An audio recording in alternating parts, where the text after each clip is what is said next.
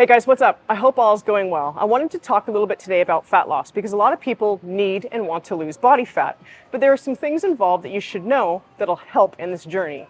So I figured I would take one of Andrew Huberman's podcasts and boil it down to about 3.5 minutes. So Dr. Huberman, thank you so much for all your info on this. I figured I would try to help share it. So number one is, in order for your body to actually burn fat, it has to be mobilized out of fat cells first, transported into normal cells, and then the mitochondria picks it up and uses it for energy. So there's a bit of a process there. And in order for that process to work effectively, you have to have some inner conditions that are met.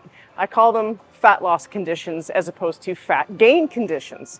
Calories in versus calories out, that does matter. So being in an energy deficit is important. If you're in a calorie or an energy surplus and you're not active, you're not going to lose body fat at all, okay? The other stuff that's really important for meeting fat loss conditions is a healthy hormone system. This one's kind of a fun one because a lot of people know the importance of gut health, but gut health actually influences the hormonal system, particularly the thyroid. Conversion of T4 to T3 is very critical for metabolism, and about 20% of that occurs in the gut. If the gut is healthy, if you have a problem with chronic inflammation in your diet, high sugar lifestyle, all that kind of stuff, your gut can be susceptible to inflammation and thus affect the conversion of T4 to T3, the active thyroid hormone, and thus thyroid health.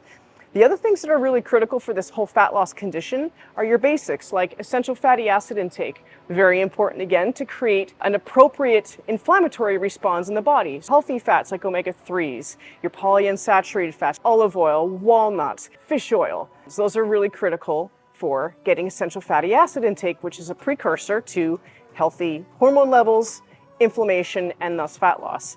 The other stuff that's really important are these things called essential amino acids, or the breakdown product of protein. We've covered this before, but a lot of people have deficiencies of protein and thus amino acids in their diet. An example of how one of the essential amino acids can help is the one glutamine.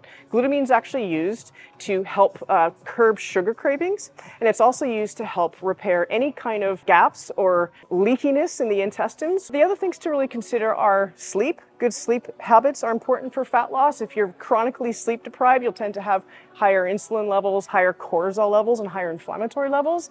And then, of course, we have movement and training. So that's a lot of information, but just to boil it down, remember a few key things.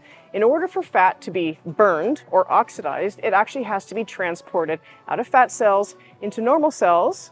And those mechanisms require that you be in a healthy metabolic state. So healthy thyroid, good levels of essential fatty acid intake, good levels of essential amino acid intake, glutamine's one of them, and good quality sleep, good quality training and movement. Then you'll be day in and day out in a condition where your body will accept fat loss and fat burning.